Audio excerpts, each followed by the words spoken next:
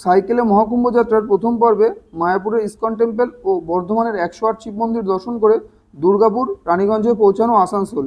আমরা দ্বিতীয় পর্বে আসানসোলের ঘাগরবুড়ি মন্দির এবং মাইথনের কল্যাণেশ্বরী মন্দির দর্শন করে ঘুরব মাইথন ড্যাম। তারপর ধীরে ধীরে এগিয়ে যাব প্রয়াগরাজের পথে। আমার মহাকুম্ভ যাত্রা সম্পূর্ণ দেখতে চাইলে অবশ্যই ভিডিওটি সঙ্গে থাকুন। শুরু হচ্ছে মহাকুম্ভ যাত্রার দ্বিতীয় পর্ব।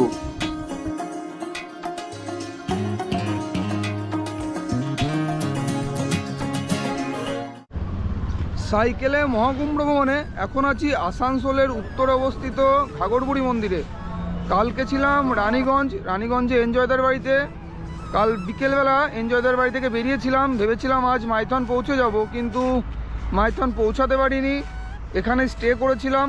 আজকে ঘাগরবুড়ি মন্দির দর্শন করে যাব কল্যাণেশ্বরী মন্দিরে, সেখান থেকে মাইথন। দেখি সেখান থেকে তোপচাচি বা গোবিন্দপুর পৌঁছতে পারি কিনা। তবুও এখন 9টা বাজে। আমি এখন পুরো মন্দিরটাকে পরিদর্শন করব, মায়ের আরতি দেখব, তারপরে এখান থেকে বেরিয়ে যাব সোজা মাইথনের দিকে। প্রায় 2 ঘন্টা সময় লাগবে যেতে। দেখা যাক কখন পৌঁছতে পারি। ঘাগরবুড়ি হলেন বাংলার লৌকিক দেবতা। অনেকে তাকে মা ষষ্ঠীর রূপও মনে করেন।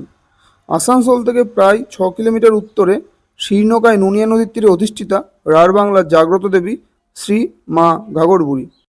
ঘাগরবুড়ি মন্দিরের প্রতিষ্ঠা নিয়ে একটি লৌকিক কথা বেশ প্রচলিত। আজ থেকে প্রায় 500 বছর আগে আসানসোল কিন্তু এরকম ছিল না। মাঝে মাঝে 2-1টি বাড়ি, আর সেই বাড়িগুলো নিয়ে একটা ছোট্ট গ্রাম, আর পুরো আসানসোলে আসান গাছের জঙ্গল। সেই রকমই একটি গ্রামে থাকতেন ব্রাহ্মণ কাঙালিচরণ চক্রবর্তী, এবং আশেপাশের গ্রামে তিনি যজবানি করতেন। এইরকমই কোনো এক শীতের দিনে যজবানি ছেড়ে খালি হাতে ফিরে বৃদ্ধ কাঙালিচরণ ক্ষুধায় তৃষ্ণায় মাকে ডাকতে থাকেন। ক্লান্ত কাঙালিচরণ এইভাবে এক গাছের নিচে ঘুমিয়ে পড়েন এবং স্বপ্নে দেখেন এক বৃদ্ধা ঘাগরা পরা বুড়ি তার দিকে এগিয়ে আসছেন এবং বলছেন, তোর আর যজবানির প্রয়োজন নেই, তুই নিজ বাসস্থলে যা এবং গিয়ে দেখ 3টে পাথরের ঢিপি ফেলে রেখে এসেছি। মাঝখানে আমি দেবী ঘাগরবুড়ি, ডান পাশে অন্নপূর্ণা এবং বাঁ পাশে পঞ্চানন মহাদেব। এরপর বৃদ্ধ কাঙালিচরণ ঘরে ফিরে আসেন এবং ঢিপি 3টিকে দেবী জ্ঞানে পুজো করতে থাকেন। দিনটি ছিল 1620 সালের 1 মাঘ, আর এভাবেই সৃষ্টি হয় রাঢ় বাংলার জাগ্রত দেবী ঘাগরবুড়ি।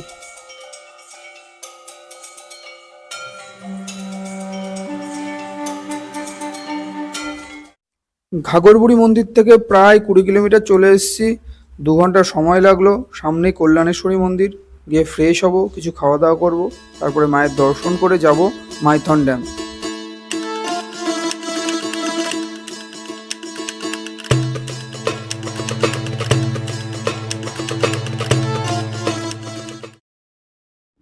এখন আছি মাইথনের প্রসিদ্ধ ও বিখ্যাত সিদ্ধপীঠ কল্যাণেশ্বরী মন্দিরে।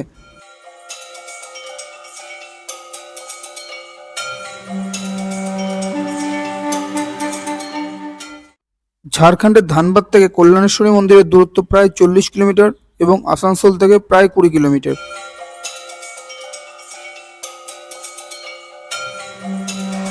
500 বছরের পুরনো এই মন্দিরকে ঘিরে কিন্তু নানা লোককথা এখনো ছড়িয়ে আছে। শোনা যায় কাশীপুর রাজ পরিবারের কোনো এক রাজা বিয়েতে যৌতুক হিসাবে মাকে পান এবং পালকিতে চড়িয়ে তাকে নিয়ে আসেন। মাকে নিয়ে এসে তিনি প্রথমে প্রতিষ্ঠা করেন পাশেই শবনপুর গ্রামে, কিন্তু সেখানে ঢিকি পেশার আওয়াজে মা অতিষ্ঠ হয়ে ওঠেন এবং স্বপ্নে রাজাকে আদেশ দেন তাকে অন্যত্র কোথাও প্রতিষ্ঠা করার। এখনও কিন্তু সেই শবনপুর গ্রামে মায়ের পুরনো মন্দির দেখতে পাওয়া যায়।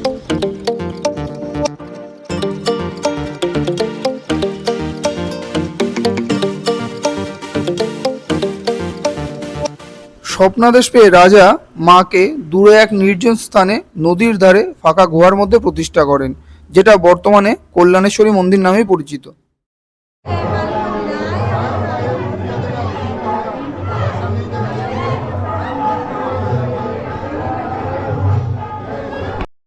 মাকে এখনো কিন্তু একটি গুহার মধ্যেই পুজো করা হয়, আর বাইরে রয়েছে অষ্টধাতুর দক্ষিণাকালীর মূর্তি।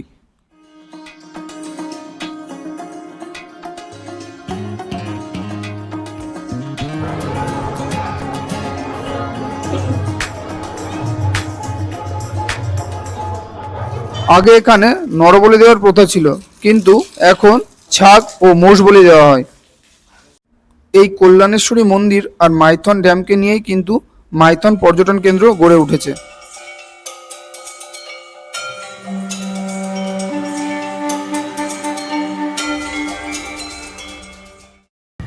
কল্যাণেশ্বরী মন্দির থেকে মাইথন ড্যামের দিকে যাচ্ছি। তো দুপাশে এরকম অনেক উঁচু নিচু টিলা রয়েছে। এতটা সময় চড়াই পথ আসছিলাম, এখন ঢালু।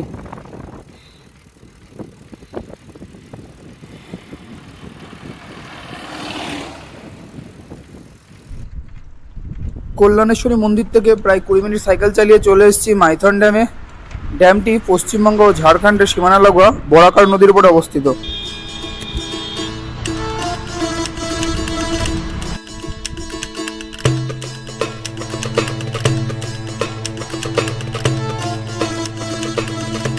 পনেরো 1500 ফিট লম্বা এবং 160 ফিট উঁচু এই বাঁধটি প্রধানত বন্যা নিয়ন্ত্রণ ও সেচ ব্যবস্থার উন্নতির জন্য তৈরি হলেও এটি বর্তমানে পশ্চিমবঙ্গ ও ঝাড়খণ্ডের অন্যতম একটি পর্যটন কেন্দ্র। মাইথন ড্যামের প্রাকৃতিক সৌন্দর্য অসাধারণ। কুম্ভযাত্রা পথে এই সৌন্দর্য আমি মিস করতে চাইনি, তাই একটি বিকেল কাটিয়ে গেলাম মাইথন ড্যামের ধারে। আর আমার পরবর্তী গন্তব্য পরেশনাথ পাহাড়।